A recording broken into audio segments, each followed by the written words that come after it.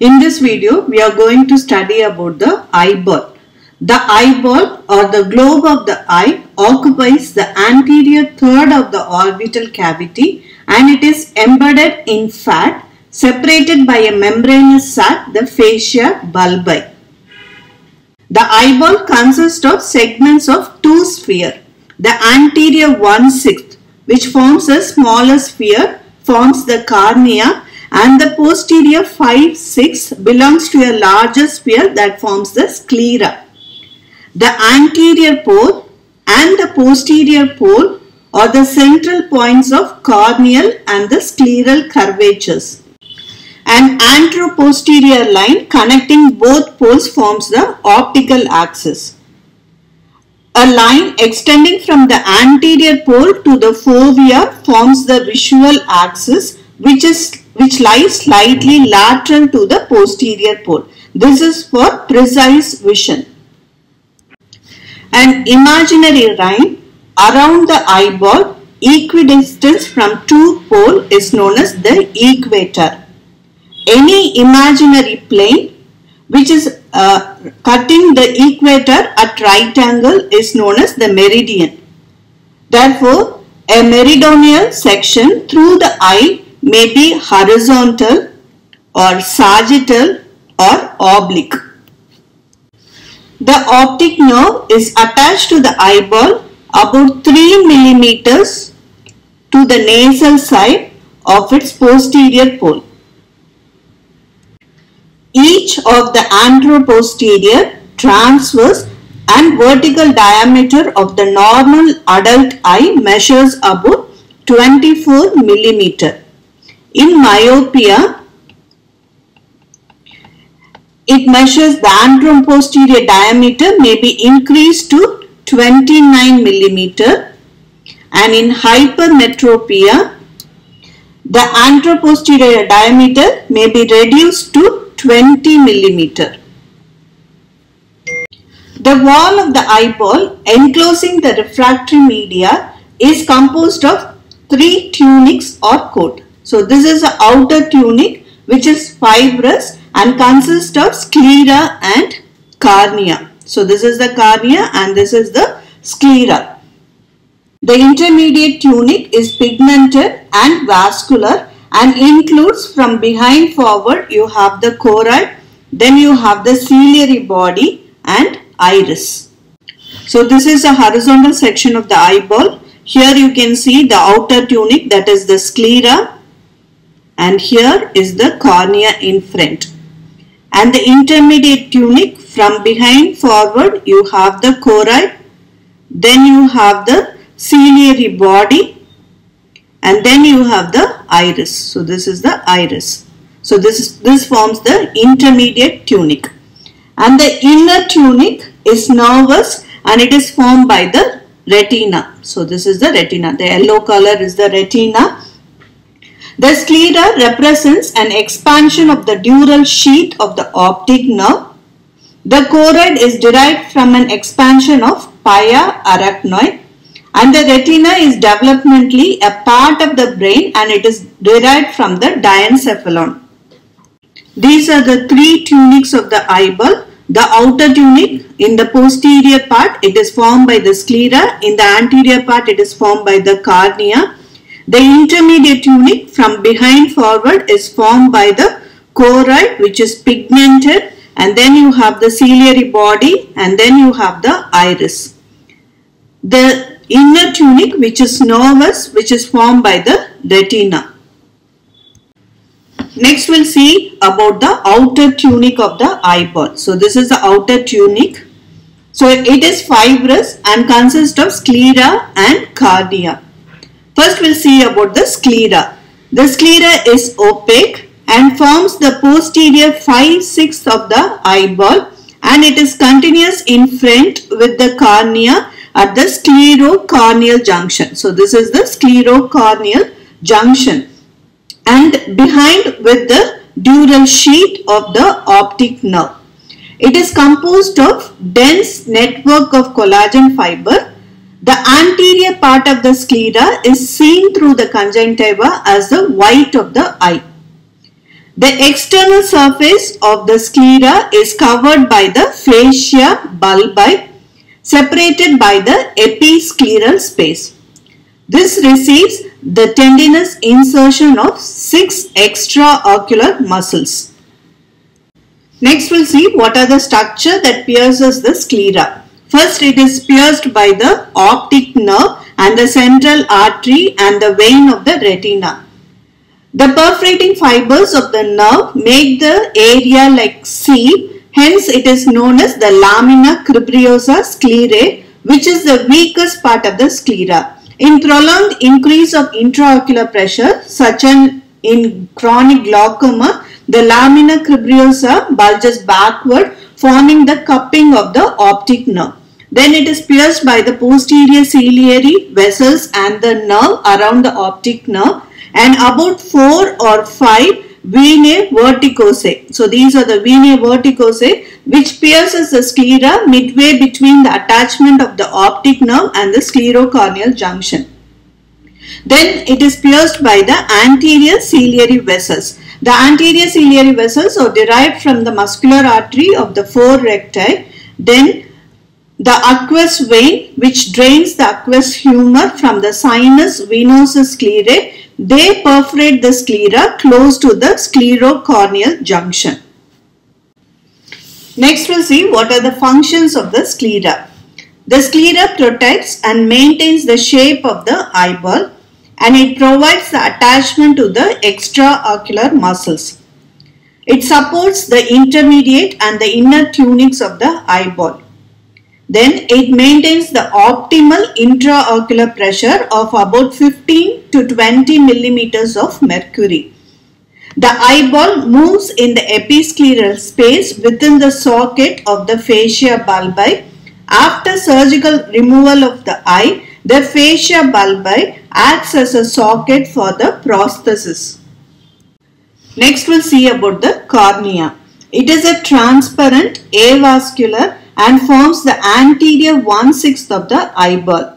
It projects forward from the sclera because cornea represents a segment of the smaller sphere. Externally, the circular furrow, the sulcus sclerae, marks the junction of the sclera and the cornea. Its thickness at the periphery is 1 millimeter and at the center is 0.5 millimeter. It is transversely elliptical on the anterior surface and circular on the posterior surface. When the cornea is more curved in one meridian than another, the condition is called as astigmatism. A slight degree of astigmatism is present normally in childhood and adolescence, in which the curvature may be greater in the vertical than in the horizontal meridian. Next we'll see about the nutrition of the cornea. Since the cornea is avascular, it gets its nutrition by permeation from 3 sources. The loop of the capillaries at the periphery of the conjunctivo-corneal junction, then the aqueous humor from the anterior chamber of the eye, the lacrimal secretion spreading a fluid film over the anterior surface of the cornea. Next we'll see the structure of the cornea. It is composed of 5 layers from outside inward. So the first layer is the corneal epithelium. So this is the corneal epithelium. It is consists of non-keratinized stratified squamous epithelium, usually 5 cell thick. At the sclerocorneal junction, the epithelium becomes 10 cells thick and it is continuous with the conjunctiva. The surface cells presents microvilli, which helps retention of an unbroken film of lacrimal fluid to increase the refractive surface of the eye. The corneal epithelium regenerate rapidly and it is replaced continuously. The second layer is the anterior limiting membrane or Bowman's membrane. It forms an acellular, densely packed layer of fine collagen fibers and covers the underlying substantia propria. The third layer is the substantia propria It is composed of 200 to 250 superimposed flattened lamellae. Each lamella consists of bundles of collagen fiber which are fine fibrils which run mostly parallel to one another and to the surface of the cornea. The fibrils run at the different angles to each other in successive lamellae. All the fibrils are of uniform size and embedded in the ground substance rich in chondroitin sulfate and keratosulfate, which helps to make the cornea transparent. The ground substance also contains the fibroblast cells with dendritic processes. The next layer is the Descemet's membrane or the posterior limiting membrane. It is an acellular, homogeneous, collagenous layer. So this blue line is the Descemet's membrane or the posterior limiting membrane. At the periphery of the cornea, it spread posteriorly to form the trabecular tissue. So this is a trabecular tissue or the trabecular meshwork which forms the inner wall of the canal. So this is the scleral venous sinuses. And this gains attachment to the anterior surface of the scleral spur. So this is a scleral spur. The trabecular fibers attached to the anterior surface of the scleral spur. The spaces between the trabecular tissue at the iridio-corneal junction communicate the aqueous humor from the anterior chamber of the eye to the sinus venosus sclerae.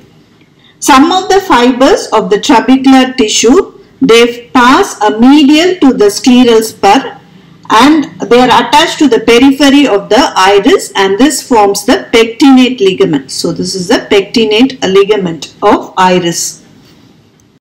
The fifth layer is the endothelium. It consists of single layer of cuboidal cell which covers the posterior surface of the cornea, lines the spaces of iridio-corneal angle, and it is reflected onto the front of the iris. When you see the nerve supply of the cornea, although the cornea is avascular, it possesses a rich sensory nerve supply derived from the ophthalmic nerve through the long ciliary nerves. The ciliary nerve form 4 successive plexus as they reach the cornea. An annular plexus at the periphery of the cornea. Then the nerve fibers lose myelin sheath and forms a proprial plexus in the substantia propria. The fibers from the proprial plexus later ramify beneath the corneal epithelium and forms a subepithelial plexus.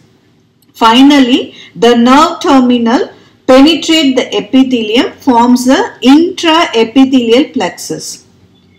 When you see the peculiarities of the cornea, the transparency of the cornea may be due to the smoothness of the epithelium and the absence of the blood vessels and uniform organization of the collagen fibrils of the substantia propria and the type of the ground substance. The allogenic transplantation of the cornea without immunological rejection is remarkable because the lack of blood vessels and absence of antigen presenting cells like Langerhans cells of skin prevents the graft rejection. Next we'll see about the sclerocorneal junction or limbus. So within the substance of the sclera close to the limbus and at the periphery of the anterior chamber there lies an endothelial lined circular canal. So this is known as the sinus venosus sclerae or canal of Schlemm. In section, the sinus presents an oval cleft which may be double in part of its course. When you see the boundaries of the sinus, the outer wall is marked by the sulcus in the sclera. The inner wall, it is formed in the anterior part by the trabecular meshwork or tissue which is derived from the Descemet's membrane of the cornea. In the posterior part, it is formed by the scleral spur. The scleral spur is a triangular projection of the sclera which is directed forward and inward. The anterior surface of the scleral spur gives attachment to the trabecular tissue, and the posterior surface of the scleral spur gives attachment to the ciliaris muscle. The function of the sinus are: it collects the aqueous humor from the anterior chamber of the eye through the iridocorneal angle and the spaces between the trabecular tissue. The aqueous is drained from the sinus to the anterior ciliary veins by means of aqueous vein, which are devoid of valves. Normally, the sinus contains no blood, but in venous congestion, it may be filled with regurgitant blood, and if the drainage is blocked, the intraocular pressure rises, resulting in a condition which is known as glaucoma. The layer of the cornea with the ramification of the nerve terminals and the sinus venosus can be seen in vivo by means of slit lamp microscope.